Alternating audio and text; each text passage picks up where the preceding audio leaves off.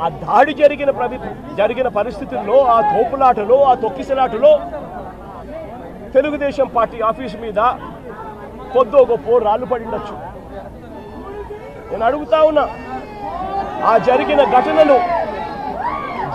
ఘటనను ముఖ్యమంత్రిగా నన్ను అన్నా కూడా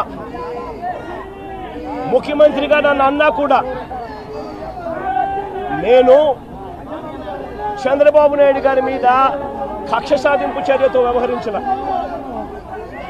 రాళ్ళు పడినాయి అని చెప్పి ఎప్పుడైతే తెలిసిందో వెంటనే అటువంటి ఆ ఘటనకు పోయిన వాళ్ళందరినీ కూడా ఎవరెవరు పోయారు అని చెప్పి ఆధారాలు చూసి, అక్కడ ఉన్న సీసీ కెమెరాలో, అక్కడ ఉన్న ఒక్కొక్క సెల్ ఫోన్ లొకేషన్స్, ఇవన్నీ ఆధారాల మేరకు చూసుకొని ఎవరెవరైతే పోయారో వాళ్ళందరినీ కూడా 41A ఇచ్చి వాళ్ళందరినీ కూడా అరెస్ట్ చూపించి కోర్టులో ప్రొడ్యూస్ చేయడం కూడా జరిగింది. ఎందుకంటే 7 ఏళ్ల లోపు ఉన్న కేసు ఇది. శిక్షా కాల పరిమితి 7 ఏళ్ల లోపు ఉన్న శిక్షా కాలం పరిమితి ఉన్న కేసు ఇది. కాబట్టి దీంట్లో అరెస్ట్ చేయడం అన్నది it does not serve the purpose. కాబట్టి 41A ఇచ్చి కోర్టుకు హాజరుపరచడం కూడా జరిగింది. మన ఇంత నిబద్ధతతో ఆ రోజు మేము అడుగులు వేశాం.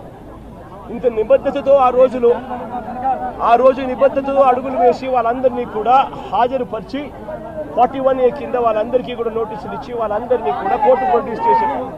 నేను అడుగుతా ఉన్నా, ఈరోజు సురేష్ కానీ, లేకపోతే వీళ్ళు అరెస్ట్ చేసిన డిప్యూటీ మేయర్ హస్బెండ్ కానీ, వీళ్ళల్లో ఏ ఒక్కరైనా కూడా ఆ రోజు కనీసం లొకేషన్లో ఉన్నారా?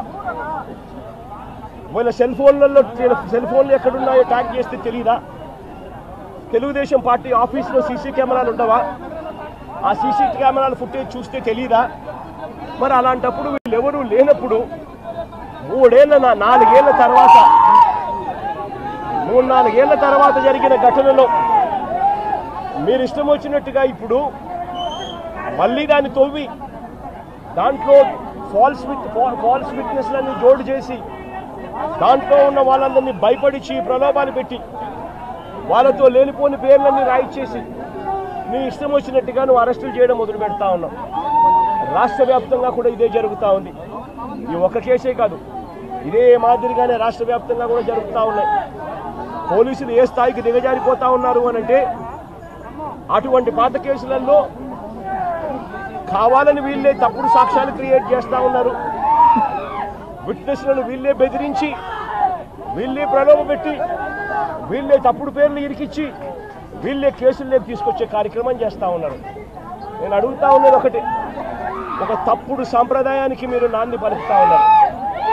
ఇదే గన కొనసాగితే నేను చెప్తా ఉన్నా, మీ ప్రభుత్వం ఎల్లకాలం ఉండదు.